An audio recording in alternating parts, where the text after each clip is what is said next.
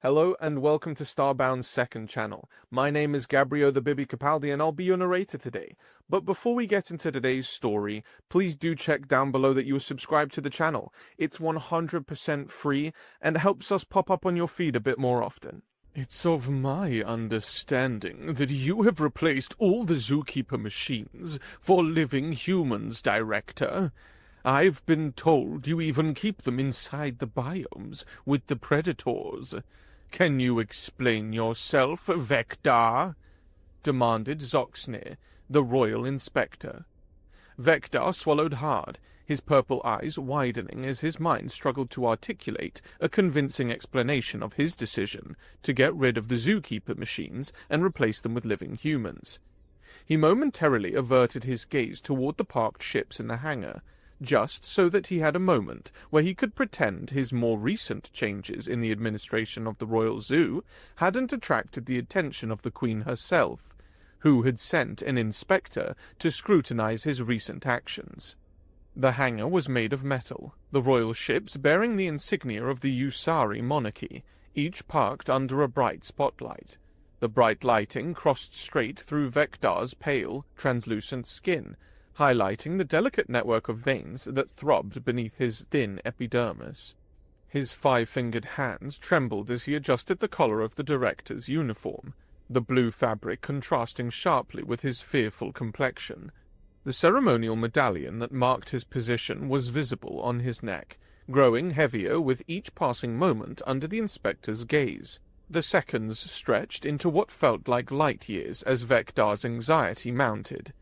When his eyes finally returned to the inspector, he could see that nothing at all had changed in Zoxnir's ice-cold composure. The sharp purple eyes, the transparent skin with a single red vein pulsing under his left nostril, and even the heart rate, visible through his transparent neck, a characteristic unique to their species, all remained as steady and unwavering as before. Finally, recognizing that he eventually would have to say something, Vector took control of his trembling lips and offered an explanation. The decision to hire humans as zookeepers was primarily financial, Inspector Zoxnir, he began, his voice steadier than he had expected. By replacing the keeper machines with humans, we've reduced operational costs by nearly 40%. The maintenance of the drones was becoming increasingly expensive, and their replacement parts had to be imported from the central systems at great expense. Humans, on the other hand, require only basic accommodations and sustenance. He paused, flexing his 5 digits nervously before continuing. But more importantly, the animals are healthier and happier now that the humans are taking care of them. Their reproduction rates have increased, aggressive behaviors have decreased, and overall, the exhibits have never been more successful. The Queen herself commented on the improved conditions of the Triaxian wolf pack during her last visit, though I don't believe I mentioned the management changes at that time. Zoxnir crossed his arms over his royal inspector's robes, but changed the position of his left arm slightly to the side, a deliberate action to keep his royal emblem in Vector's line of sight. I find it difficult to believe that any species, no matter how primitive, would work for less than machines that don't even need to eat, he said, his voice as rispid as his posture. And I certainly don't believe that humans could be good at taking care of anything. Their species' reputation tells me that they excel at fighting and solving problems through brute force, not at providing care for others. Their history is picture of destruction, not nurturing. Even the archives in the Great Library document 17 separate conflicts within their own planetary system in just the last century. Vector felt a bead of moisture form at his temple, the Usari equivalent of sweat. His hand instinctively moved to wipe it away before the inspector could notice. As absurd as it may seem, Inspector, the humans have proven to be exceptional caregivers to the animals. They possess an intuitive understanding of living creatures that our most sophisticated machines just couldn't replicate. They sense subtle changes in behavior that indicate distress or illness before our equipment can detect any measurable difference. Vector was still struggling to articulate his defense, but suddenly an idea struck him. His slender fingers interlaced as he leaned forward with a fleeting wave of confidence. Maybe words aren't sufficient. If you're willing, I could show you everything, take you to the biome enclosures so you can witness this new approach firsthand. Seeing is believing, after all, and I believe that once you observe the humans in action, you'll understand why my decision serves the Queen's interests and upholds the standards of excellence she expects from her royal zoo. Very well, Zoxnir replied with a slight incline of his head. I suppose I can tolerate observing captive animals and human workers for duty's sake. His tone made it clear that this was not a concession, but a continuation of his investigation. My team will document everything we observe. Be aware that any discrepancies between your claims and our findings will be noted with particular emphasis. Vector nodded, relief washing over him at having bought more time. He gestured toward the exit of the hangar, leading the way as Zoxnir and his guards followed like silent ghosts, their movements fluid and synchronized in a way that made them seem more like a single organism than individual beings. Their footsteps echoed in perfect harmony down the long corridor that connected the hangar to the main facility, and occasionally one of the inspector's assistants would raise a 5-digited hand to capture an image or something that caught their interest, the subtle sound of their recording devices punctuating the silence. The corridor opened into a vast central hub, where various pathways branched toward different sections of the zoo. A few off-duty staff members, all Usari, quickly averted their eyes when they noticed the royal insignia on Zoxnir's robe, hurrying to appear busy or simply ducking into adjacent hallways to avoid scrutiny.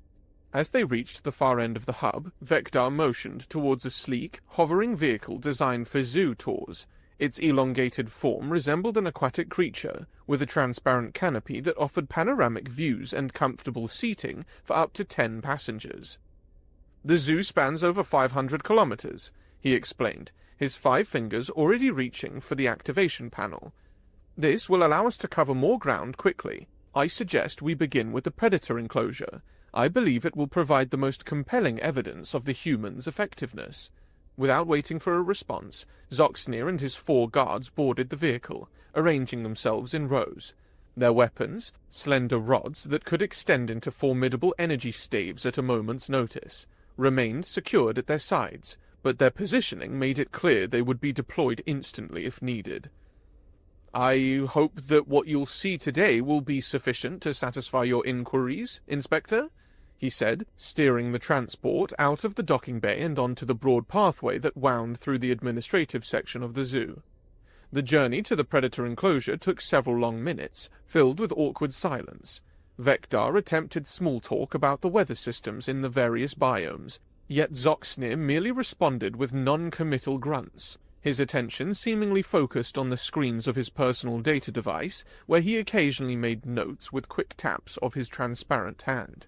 At last, they arrived at the massive transparent wall of the predator enclosure. The barrier, nearly 30 meters high and constructed of a material as strong as diamond, separated the visitors from the recreated alien ecosystem within.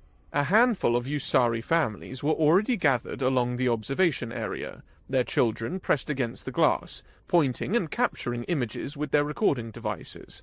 Parents stood back, their hands gently resting on their offspring's shoulders, occasionally leaning down to explain some aspect of the habitat or creature within.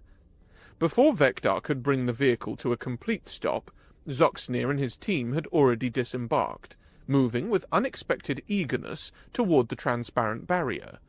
They leaned forward, their faces inches from the impenetrable wall, their purple eyes scanning the landscape beyond. Vector hurried to join them, maneuvering past a small group of school-aged Usari. He was anxious that without proper context the inspector might form a negative impression. The contained biome stretched so far that the ceiling vanished into an artificial horizon, creating the perfect illusion of an alien world. Rust-colored vegetation dotted the rocky terrain, with tall, spiraling formations resembling Earth's stalagmites rising from the ground at irregular intervals. A purple-hued river snaked through the landscape, its banks teeming with smaller creatures that served as prey for the enclosure's main inhabitants. Vector followed Zoxnir's gaze and immediately identified what had captured the inspector's attention. Soaring above one of the rock formations was a merlar, a majestic predator standing over 3 meters tall when at rest. With a wingspan of nearly 8 meters, its leathery red wings moved, creating waves of crimson with each powerful stroke. The creature's elongated head featured 6 eyes on each side, offering a 360-degree field of vision. Its body tapered to a spiked tail that served both as a weapon and a rudder during flight. Before the humans were introduced, Vector explained, pointing at the magnificent creature with an outstretched finger. We lost at least 1 drone every 3 days to the Merlars. They're from Kelvaris, a high-gravity world with extreme atmospheric conditions. No machine we designed could manage them without causing harm. The drones were either destroyed by the Merlars or forced to employ restraint measures that caused the creatures physical and psychological distress. We tried 17 different drone models over a period of 5 years, each more sophisticated than the last, and still couldn't resolve the issues. I assume you're about to tell me how humans solved this problem for you? Zoxnir said, his tone dripping with skepticism. He tapped his data device, and one of his assistants immediately moved to a better position to capture imagery of the Merlar in flight. Vector hated the tone and having his intentions read so transparently, but he swallowed his anger and spoke as evenly as he could. Yes, the humans found a solution where our technology failed, he confirmed, directing the inspector's attention to a figure moving across the rocky terrain below. A human, small against the background of the massive landscape, walked confidently beside a grounded Merlar, guiding it with what appeared to be nothing more than a thin, almost fragile-looking leash. The human's specialized suit couldn't hide the casual way with which they moved alongside the potentially lethal predator. Occasionally, the human's hand would reach up to stroke the creature's neck in a gesture that seemed almost affectionate. What you're witnessing is revolutionary, Vector continued, unable to keep a note of pride from his voice. The humans have established flying competitions for the Merlars. Both species enjoy these events tremendously. Previously, the Merlars were chronically bored, despite how many kilometers we expanded their habitat. They fought among themselves, often inflicting serious injuries. Now, the humans ensure they're never understimulated. They've created obstacle courses, hunting simulations, and even social activities that stimulate the Merlar's competitive behaviors. He tapped a control on his wrist device, bringing up an array of charts and graphs. The reproductive rates of the Merlars has reached parity with their native world populations. There's no greater proof that the humans have made them genuinely happy. We've documented a 70% decrease in aggressive incidents between specimens and a great increase in natural mating behaviors. The inspector stepped back from the glass, turning to stare directly into Vector's eyes. These humans must be astronomically expensive, he said, his fingers drumming against his data device. Any intelligent species would charge a premium to put themselves in such danger. Are you diverting funds from other areas of the zoo's operations? Perhaps neglecting less visible aspects of maintenance or care? The Queen would be most displeased to learn her royal zoo was being mismanaged financially, especially after the last budget increase she personally approved on your recommendation.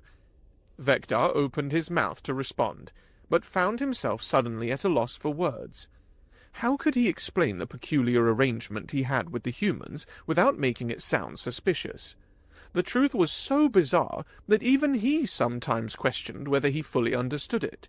As he struggled to articulate a reply, his fingers fidgeting nervously with the edge of his uniform, A movement from the other side of the transparent wall caught everyone's attention. A human astride a Merlar soared past, mere meters from the barrier, the creature's wings creating a whooshing sound that was audible even through the thick divider. The Merlar executed a complex aerial maneuver, spinning in a tight spiral before leveling out and gliding parallel to the observation area. The human rider leaned close to the predator's neck, one hand on the specialized harness, the other extended outward for balance. Both human and Merlar seemed to be moving as a single entity, their movements synchronized in a way that no machine could have achieved. Several visitors gasped and applauded at this impressive sight. The unexpected performance bought Vector precious seconds to collect his thoughts. The financial arrangement is actually the most remarkable aspect. He finally begun his explanation. The humans mostly agree to work for free. They have sponsors from their own species, and they've developed what they refer to as a new sport. I must admit that I don't fully understand all the intricacies of their social and economic structures. I prefer not to micromanage once I've found effective solutions. His fingers spread in a gesture that conveyed both pride and a touch of humility. What matters is that humans and animals are happy together. We provide medical assistance when accidents occur, which is rare but inevitable when working with predators of this size. That minimal expense has been sufficient to avoid any complications. In fact, our medical costs have decreased by 12% since implementing this system, as humans are far more effective at preventing injuries than our previous automated solutions were. The inspector stared at him for what felt like an eternity, his expression unreadable behind the cultural mask of Usari formal interactions. His hands were clasped behind his back, a posture that signaled deep contemplation in their species. "So what you're telling me," Zoxnir finally said, his voice soft but dangerous, "is that you don't understand your own operation. You've allowed an alien species to essentially take control of a significant portion of the royal zoo without comprehending their motivations or methods. From where I stand, Director, it appears you are either incompetent or deliberately obscuring something. Neither reflects well on your ability to run this institution." He straightened his robe, the royal emblem flashing once more as he adjusted it with quick movements of his 5 digits. "Show me more, and I suggest you prepare a better explanation of how this arrangement functions, or I will have no choice but to include your apparent incompetence in my report to Her Majesty. The Queen does not appreciate being kept in the dark about operations conducted in her name." The threat hovered in the air like a toxic cloud as Vector led the group back to the transport vehicle. His heart beat rapidly in his chest, a duet of anxiety that threatened to overwhelm him. His 5 fingers trembled slightly as he activated the vehicle's systems, but he forced himself to appear composed. "The next biome houses the animal species from the Myriadian system," he said, injecting confidence into his voice despite his inner turmoil.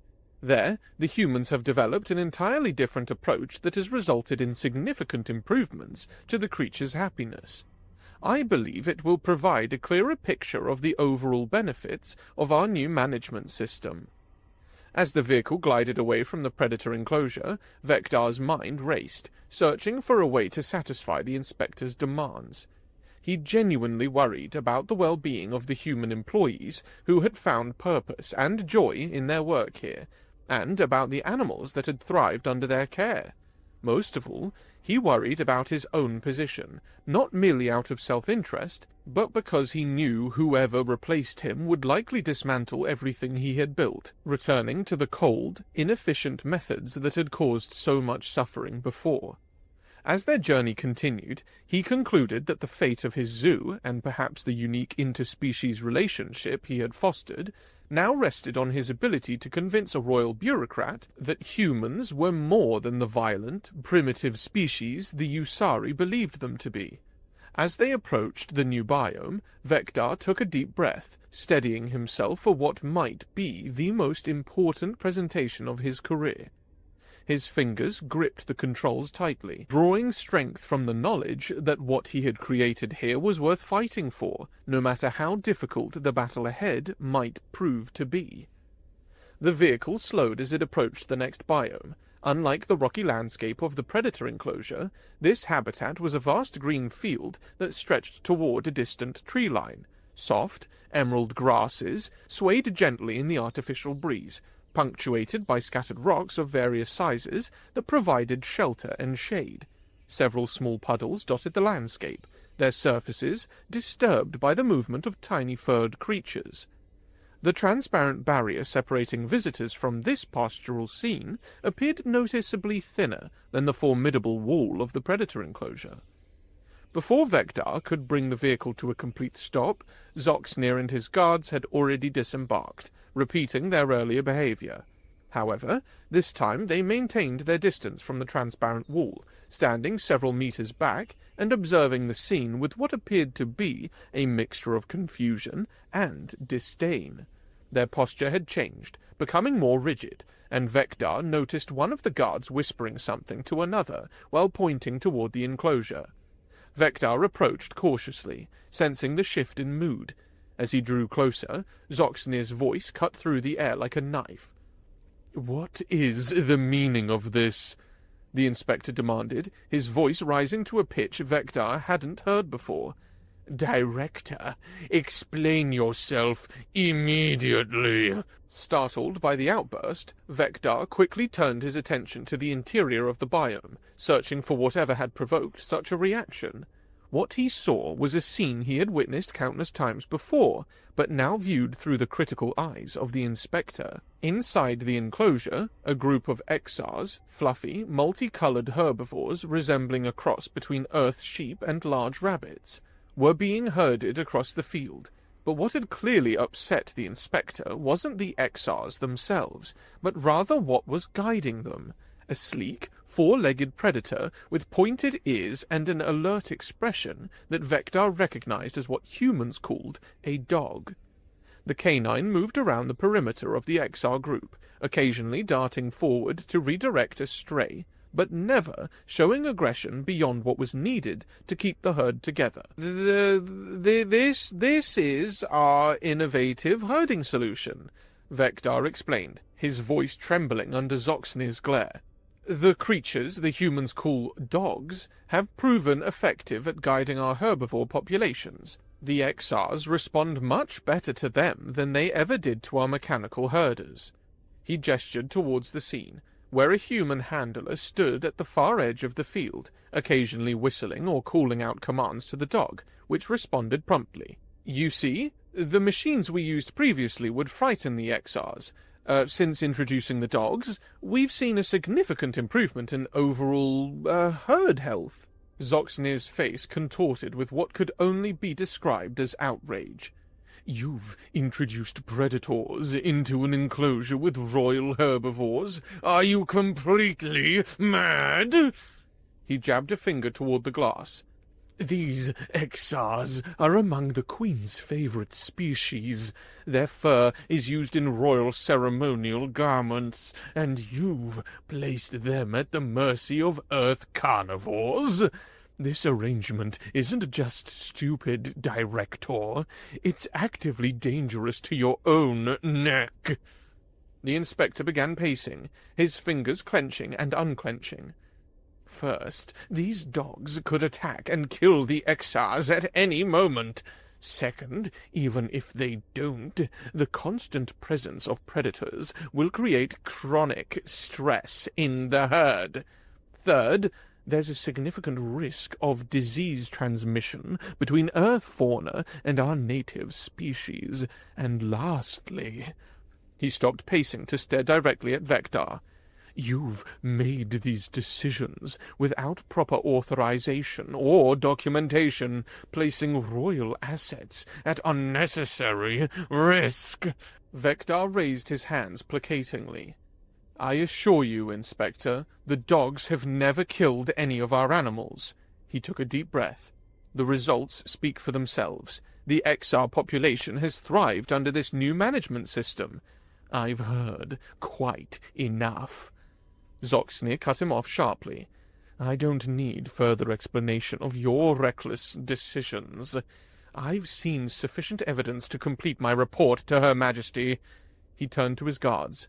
Document this arrangement in detail. I want footage of Earth predators interacting with royal property.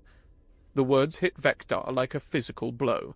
If Zoxnir submitted his report now, everything he had built would be dismantled. The humans would be removed, the animals would suffer under the return of mechanical management, and he would almost certainly lose his position, perhaps even face criminal charges for mismanagement of royal assets. But perhaps there was still one chance. Vector's mind raced through the biomes of the zoo, searching for one that might yet sway the inspector's opinion. The aquatic habitat? No, it also used Earth fauna in its maintenance. The desert biome? Too similar to what they'd already seen. Then it came to him. The forest sanctuary, where humans had resolved a serious ecological problem that had plagued the zoo for years. Inspector Zoxnir, Vector said, I respectfully request that you view one more habitat before finalizing your report. He lowered his head slightly, a gesture of deference that went against every instinct of pride he possessed. Zoxnir regarded him coldly, his transparent skin revealing the steady, unhurried beating of his heart, a contrast to the rapid pulses visible beneath Vector's own epidermis. After what felt like an eternity, the inspector gave a curt nod. One more habitat, he said, his voice dripping with condescension. Though I doubt it will change my assessment. Relief washed over Vector despite the insult. Thank you, Inspector. The forest biome is quite close, just beyond the next intersection. They returned to the vehicle, the silence now heavy with tension rather than merely awkward. The journey to the forest biome took less than 5 minutes, but to Vector it felt interminable. No matter what he showed the inspector, he realized it might not be enough. Numbers improvement reports wouldn't sway someone who had already decided that human involvement was inherently problematic. Still, he had to try. As they approached the viewing area for the forest biome, Zoxnir remained seated. Drive closer to the barrier, he ordered. I see no reason to exert myself for what is likely another disappointment. Vector bit back a retort and did as instructed, maneuvering the vehicle alongside the transparent wall.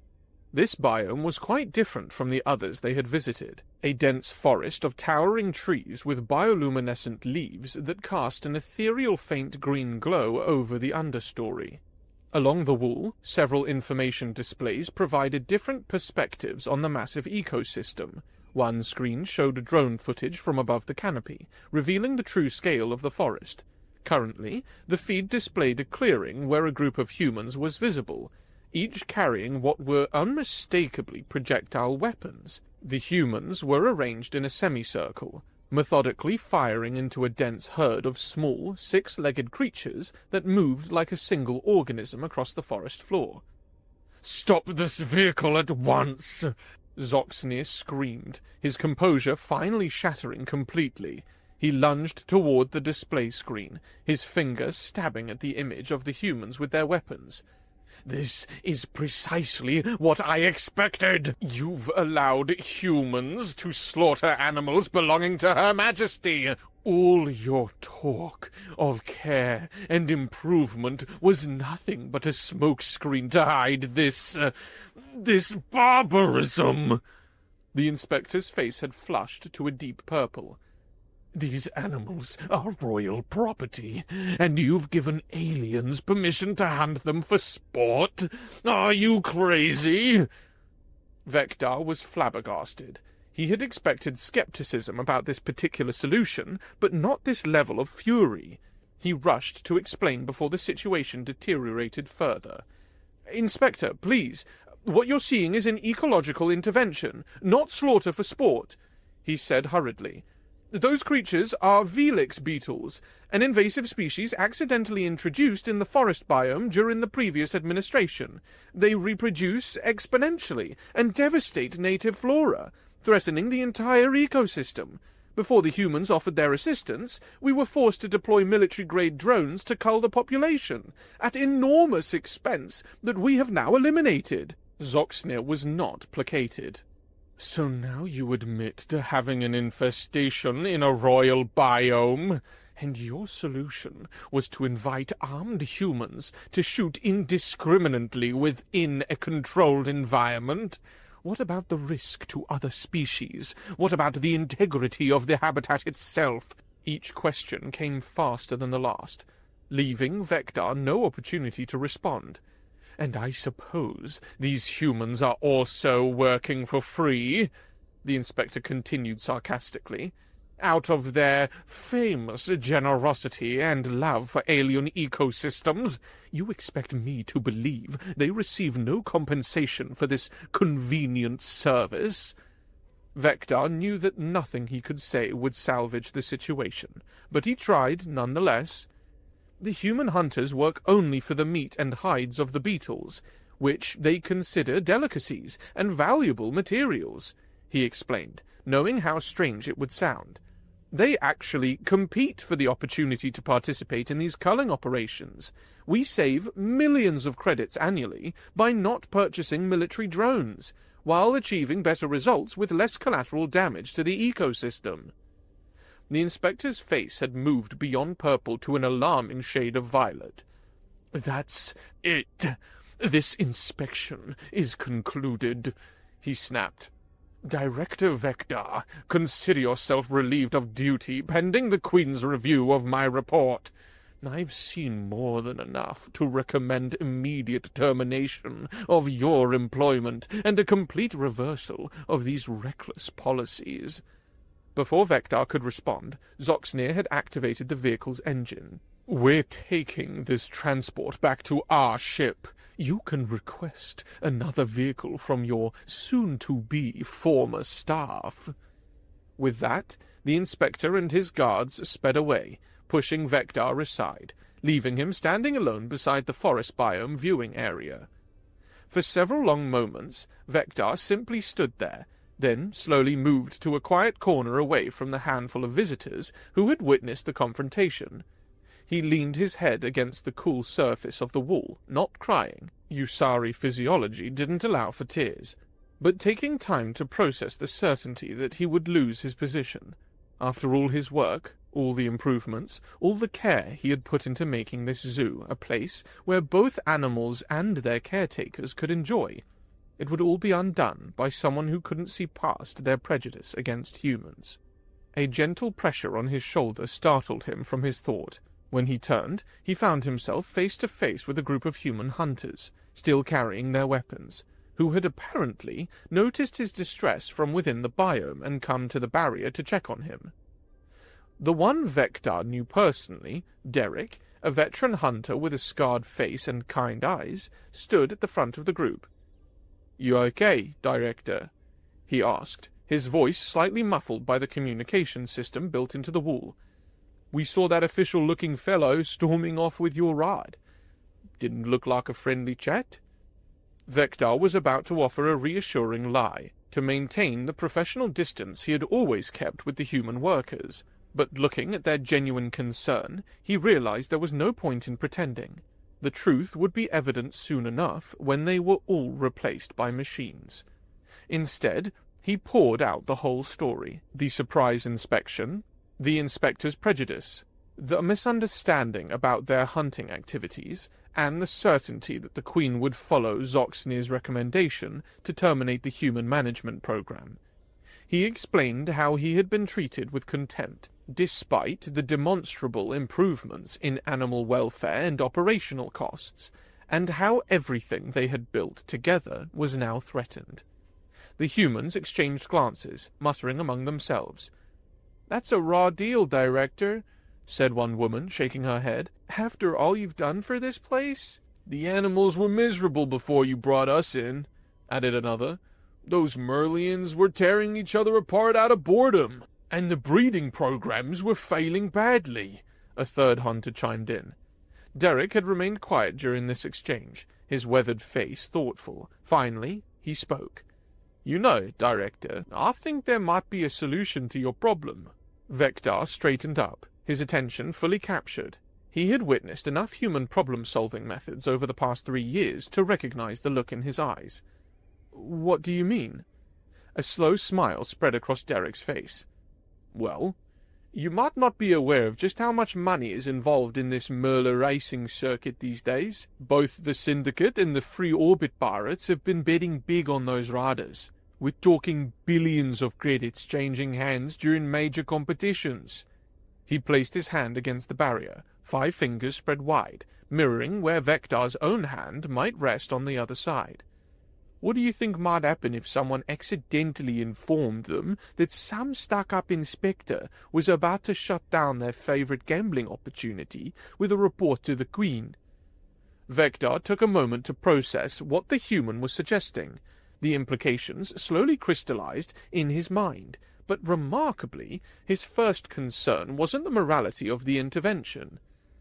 I don't have any means to contact those particular human factions, he said hesitantly. Derek smiled wide.